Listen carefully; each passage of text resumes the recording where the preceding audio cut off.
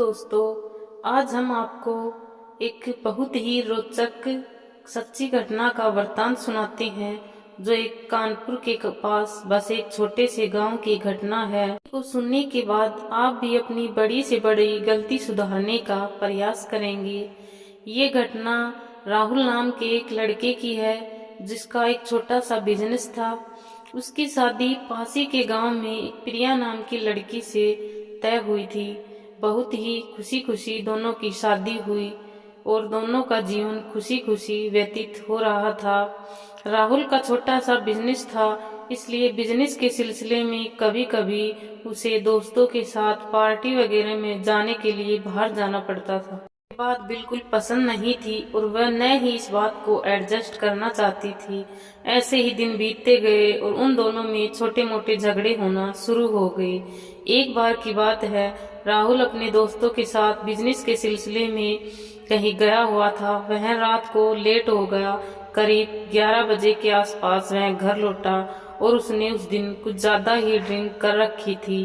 प्रिया ने जैसे ही दरवाजा खोला, वह गुस्से से तमतमा उठी और उसने राहुल को सुनाना शुरू कर दिया।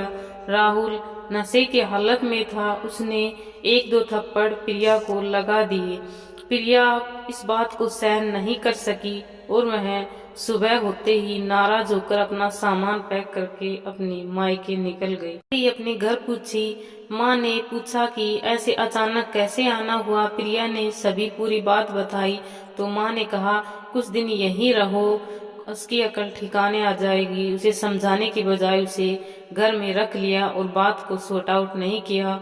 उधर राहुल को इस बात का गुस्सा चढ़ गया कि इतनी सी बात पर वह नाराज होकर चली गई और मुझे अकेला छोड़ गई। और ऐसे ही दोनों के बीच में ईगो आ गया और दोनों में दूरियां बढ़ गई।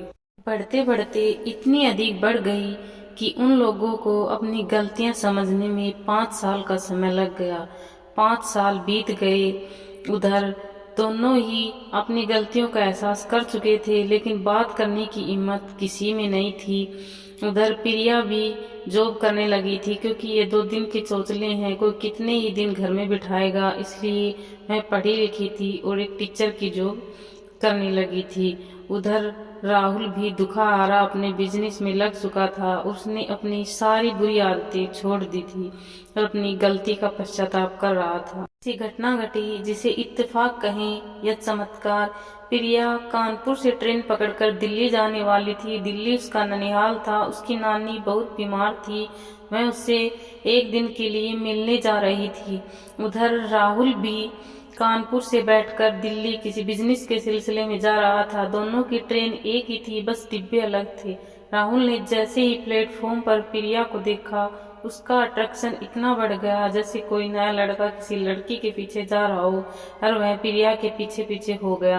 प्रिया जनरल डिब्बे में चढ़ी। उसने अपनी रिजर्वेशन की टिकट को छोड़कर जनरल डिब्बे में प्रिया के पास जाकर बैठ गया।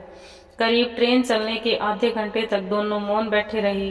फिर राहुल ने अपना मौन तोड़ते हुए कहा, कैसी हो? प्रिया भी उससे बात करना चाह रही थी। उसने कहा, ठीक हूँ। फिर कुछ देर तक दोनों चुप रहे।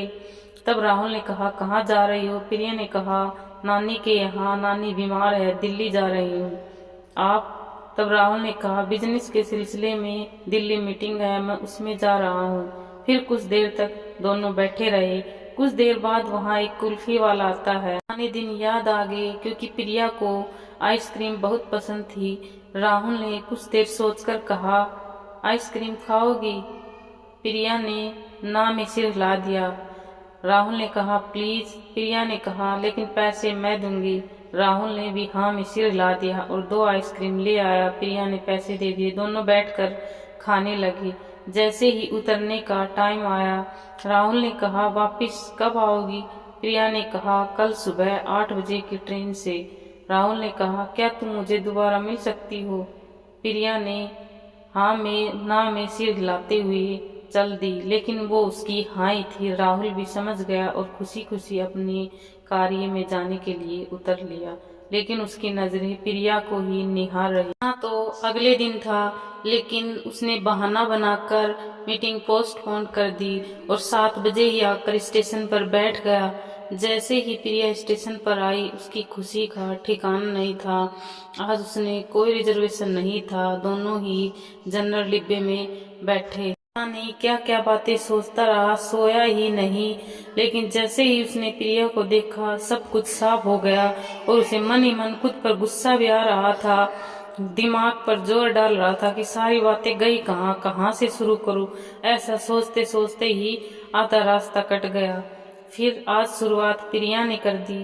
प्रिया खाना लेकर आई थी घर से और उसने कहा, खाना खाओगे? तो राहुल ने हाँ में सिर हिला दिया और दोनों खाना खाने लगे। खाना खाते खाते राहुल बहुत भावुक हो गया और प्रिया भी उसको देखकर रोने लगी। दोनों आपस में रोने लगे और दोनों ने एक दूसरे को गले लगा लिया। तुमने अभी तक शादी नहीं की? प्रिया ने कहा, आपने भी तो नहीं की। और राहुल ने कहा, प्लीज घर आ जाओ, तुम्हारे बिना मेरा इस दुनिया में कोई नहीं है, प्लीज मैं नहीं रह सकता, मुझे माफ कर दो। प्रिया भी रोने लगी और दोनों ने अपनी अपनी गलतियां मान ली। प्रिया ने कहा, नहीं, गलती मेरी भी थी, मुझे उस दिन इतना गुस्सा करके नहीं आना चाहिए था। पति पत्नी में छोटे मोटे झगड़े होते रहते हैं, मुझे समझना चाहिए था, आपको समझाना चाहिए था, प्लीज मुझे माफ कर दो।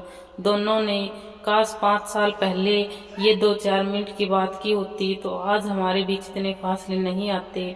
और ऐसा कहकर राहुल दोनों रोने लगे। राहुल ने कहा, प्लीज मेरे साथ अभी घर चलो। प्रिया ने कहा, थोड़ा समय चाहिए। राहुल ने कहा, नहीं प्रिया, अब और नहीं, प्लीज मेरे साथ घर आ जाओ।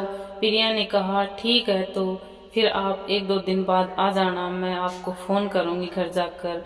और इतना कहते कहते उनके स्टेशन आ गए और प्रिया उतर गई। राहुल ने बहुत खुशी खुशी और भारी मन से भी उसको विदा किया और वो उन 2 दिन बाद का इंतजार करने लगा। 2 दिन के बाद राहुल उसकी मम्मी से बात करके प्रिया को लेने आया और खुशी खुशी अपना जीवन व्यतीत करने लगे। इस कहानी से हमें शिक्षा मिलती है कि जीवन में कभी भी अगर पति पत्नी में कुछ झगड़े होते हैं, कुछ गलतियां होती हैं, तो हमेशा उन्हें सुधारने का प्रयास अवश्य ही करना चाहिए। कोई भी रिश्ता हो, अगर वो बच सकता है तो हमें आखिरी सांस तक उसे बचाने की कोशिश करनी चाहिए, अगर उसमें प्यार है।